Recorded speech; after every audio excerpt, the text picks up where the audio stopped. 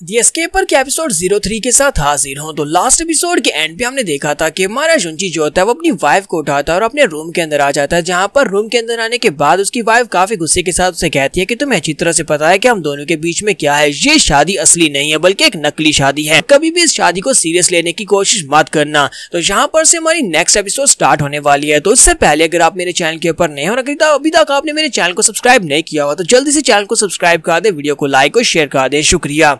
तो एपिसोड की शुरुआत में हमारा जुंजी उसकी बात सुनने के बाद उसे कहता है, क्या तुम सभी लोग वाकई में यहाँ पर मुझे बाहर निकाल दोगे, एक बार तुम्हारा काम पूरा हो जाएगा। तो यंग मिस उसे कहती है, यहाँ पर सब कुछ पूरा हो जाने के बाद तुम्हें वाकई में यहाँ से निकाल दिया जाएगा, तुम्हें यैन फैमिली से जाने का मौका मिलेगा और साथ ही तुम्हें यहाँ पर कंपनसेशन भी मिलने वाली है। हमारा जुंजी उसकी बात सुनने के बाद काफी खुश हो जाता है और चमकती हुई आंखों के साथ कहता है, क्या वाकई में मुझे यहाँ पर कंपनसेशन मिलने वाली है, यानी कि इनाम मिलेगा। तो वो उसे कहती है, देखो तो सही, अपनी आंखों के अंदर देखो तो सही कि तुम्हारी आंखों के अंदर कितनी ज्यादा चमक आ गई है, तुम तो एक लालची इंसान हो, तुम्हें पैसे चाहिए। जुंजी की बात सुनने के बाद से कहता है, नहीं मैं ऐसा बिल्कुल भी इंसान नहीं हूँ, तुम यहाँ पर मेरे बारे में ऐसी बात कैसे कह सकती हो, मुझे कंपनसेशन में कोई भी पैसा नहीं चाहिए और ना ही मैं यहाँ पर तुम्हारी फैमिली इश्यूज को यूज करते हुए तुम्हारा फायदा उठा सकता हूँ, मैं किसी का फायदा नहीं उठाता।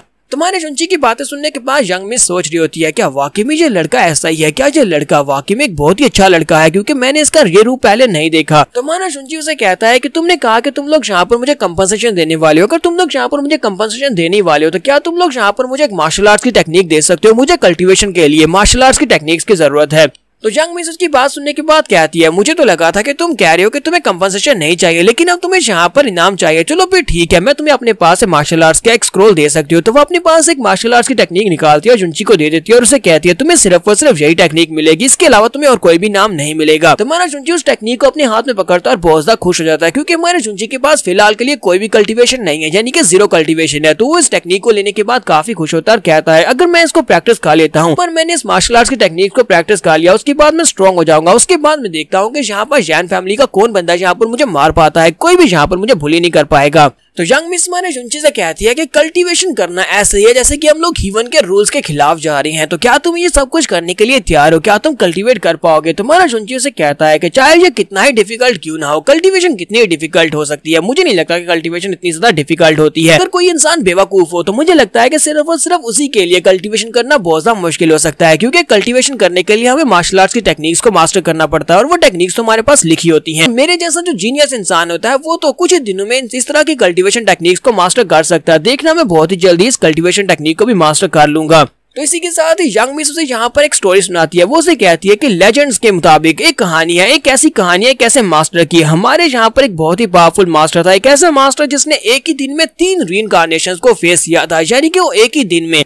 पैदा हुआ था जब वो एक छोटा सा बेबी था, उसके बाद दोपहर के वक्त वो एक यंग हो गया था और उसके बाद दोपहर के बाद जब शाम हुई तो वो बुढ़ा हो गया और उसी के साथ ही शाम के वक्त वो मर गया। यहाँ पर उसकी 3 रीइंकार्नेशंस में साथ साथ उसकी कल्टीवेशन भी बढ़ती गई। जब तक शाम हुई तब तक उसकी कल्टीवेशन पीक तक पहुंच चुकी थी, यानी कि उससे पहले ना ही उसके बाद यहाँ पर कोई भी ऐसा लेजेंड हुआ है, कोई भी इतना पावरफुल बंदा यहाँ पर नहीं हो सका जो कि उसकी तरह यहाँ पर कल्टीवेट कर सके। वो वाकई में एक बहुत बड़ा जीनियस था। मैं चुंची उसकी बात सुनने के बाद सोच रहा होता है, जब मैं यहाँ पर ट्रांसपोर्ट हुआ था उस वक्त मुझे भी यहाँ पर कुछ ऐसी पिक्चर्स दिखाई दी थी, ऐसी पिक्चर्स जिसमें मैं ओल्ड एज में पहुंच गया था। वो साथ ही वो कहता है कहीं ऐसा तो नहीं है कि यहाँ पर वो बंदा मैं ही हूँ। लेजेंड की कहानी के बारे में ये लड़की मुझे बता रही है, हो सकता है कि वो लेजेंड मैं ही हूँ, यानी कि मैंने वहाँ पर 3 रीइंकार्नेशंस को फेस किया था। एक ही दिन में मैं पैदा हुआ और उसके साथ मैं जवान हुआ, फिर साथ ही बुढ़ा हो गया, अपनी कल्टीवेशन को मैंने पीक पर पहुंचा दिया। कहीं ऐसा तो नहीं है कि वो बंदा मैं ही था। तो वो कहता हाँ वो बंदा मैं ही था, क्योंकि वो मुझे जो भी दिखाई दिया था वो सच था। तो यंग मिस उसकी बात सुनने के बाद कहती है कि तुम्हें ये सब कुछ बताने का फायदा ही क्या है, क्योंकि तुम एक कल्टीवेटर नहीं है तो तुम्हें इन सब बातों की बिल्कुल भी समझ नहीं आने वाली, ऐसे भी तुम इन सभी बातों को नहीं समझोगे। तो वो जाकर अपने बिस्तर के ऊपर लेट जाती है और उसे कहती है,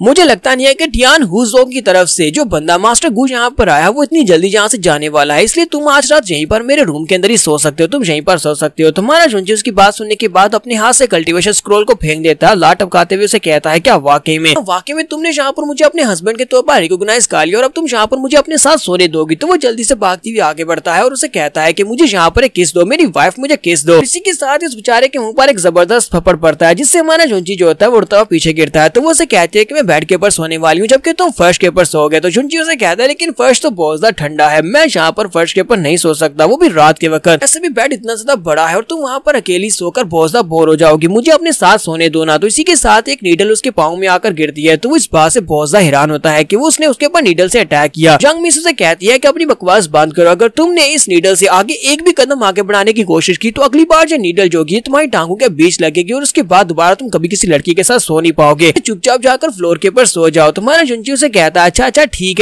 है। अब ये बात यहाँ तक पहुँच चुकी है तो मैं तुम्हें यहाँ पर अपनी जिंदगी का सबसे बड़ा सीक्रेट बताने वाला हूँ, क्या तुम वो सीक्रेट सुनने के लिए तैयार हो? तो जंग मिस हैरान होकर उसे कहती है बताओ कि तुम कौन सा सीक्रेट बताने वाले हो। तो हमारा जुनची थोड़ी देर के लिए वहाँ पर अपनी आंखें बंद करता है। अपनी आंखें बंद करने के बाद वो आगे बढ़ता है और उसे कहता है चलो मैं तुम्हें अपनी जिंदगी का सबसे बड़ा सीक्रेट बताता हूँ, और मेरी जिंदगी का सबसे बड़ा सीक्रेट ये है। साथ ही उसकी टांगे पकड़ता है, रोना शुरू कर देता है और उसे कहता है कि मैं एक होमोसेक्सुअल हूँ, यानी कि मैं गे हूँ, मैं लड़कों के साथ करता हूँ। इसी वजह से इस सोसाइटी ने मुझे लाइक नहीं किया, सोसाइटी ने मुझे खदेड़ दिया और मैं जंगलों में जाकर छुप गया था, जबकि ऊपर झरने के ऊपर से मैं नीचे गिरा और तुम्हारी फैमिली मुझे उठाकर यहाँ पर ले आई है। तुम्हें पता चल गया है कि मैं लड़कों के साथ करता हूँ, तो क्या हम दोनों एक बिस्तर के ऊपर सो सकते हैं?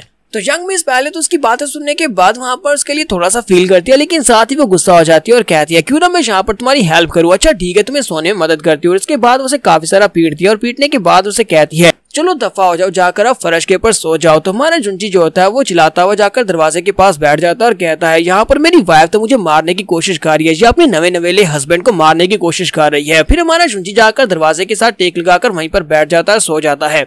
लेकिन हमारा जुनची सोते हुए भी अभी भी अपनी वाइफ के सपने देख रहा होता है, यानी यंग मिस के सपने देख रहा होता है और उसे कह रहा होता है मेरी वाइफ क्यों ना तुम जहाँ पर मुझे किस करे दो, मेरी वाइफ मुझे सिर्फ एक किस दे दो। जबकि यंग मिस वहाँ पर बैठी कल्टीवेट कर रही होती है, लेकिन वो कल्टीवेट नहीं कर पा रही होती, वो ध्यान नहीं दे पा रही होती क्योंकि जुनची बार बार एक ही लफ्ज कह रहा होता है प्लीज मुझे किस करो, मुझे किस करने दो।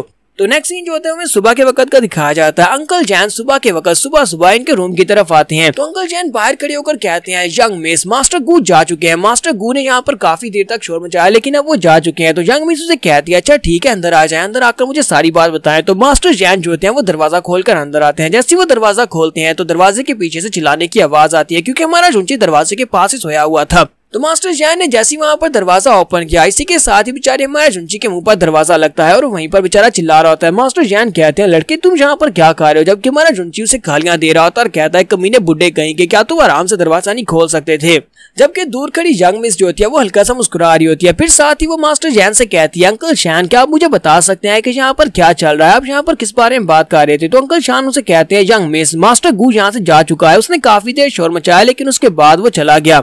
तो यंग मिस मास्टर चैन से कहती है वो लोग यहाँ पर जल्दी वापस आएंगे लेकिन उससे पहले हमें यहाँ पर इंसेस्ट्रल लैंड में जाना होगा। इंसेस्ट्रल लैंड बहुत ही जल्दी ओपन होने वाली है और वहाँ पर से जाकर अगर हम लोग इंसेस्टर्स की इनहेरिटेंस की पावर को ले सकते हैं। मैंने वहाँ से इनहेरिटेंस की पावर को ले लिया तो मुझे नहीं लगता कि मुझे दोबारा कभी भी इन लोगों से डरने की जरूरत है। हमें स्काई फायर सेक्टर और टियान हुजोंग से डरने की जरूरत नहीं है। तो अंकल चैन उसे कहते हैं हाँ ये बात तो वाकई में बहुत ज्यादा अच्छी है, हमारी जैन फैमिली के ऊपर वाले की कृपा हो। इसी के साथ ही हमारे जुनची को दिखाते हैं कि वो वहाँ से खिसकने की कोशिश कर रहा होता है। तो हमारा जुनची वहाँ पर बैठा गुस्से के साथ सोच रहा होता है कि एक बार मैं यहाँ पर सक्सेसफुली कल्टीवेट कर लूं, मेरे पास कल्टीवेशन टेक्निक आ जाए तो इस बूढ़े खूसट को मैं जरूर सबक सिखाऊंगा। तो मास्टर जैन उसी वक्त अपनी पावर्स को यूज करते हुए हमारे जुनची को अपनी पावर्स के साथ उठाते हैं और कहते हैं कि क्या तुम यहाँ पर से फिर से एस्केप करने की कोशिश कर रहे हो, क्या तुम्हें लगता है कि यहाँ से एस्केप करना इतना ज्यादा आसान है। और उसे उठाकर वहाँ पर पीछे की तरफ पटक देते हैं और कहते हैं तुम यहाँ से कहीं पर भी नहीं जाने वाले। तो वो जुनची को वहाँ पर यंग मिस के सामने पटकने के बाद कहता है यंग मिस इस लड़के ने हमारी फैमिली को मुश्किल में डाल दिया, अब जबकि मास्टर गू यहाँ से जा चुके हैं और तुम्हें इनहेरिटेंस की पावर मिलने वाली है तो इस लड़के का हमारे लिए कोई भी काम नहीं बचा, क्यों ना हम इस लड़के को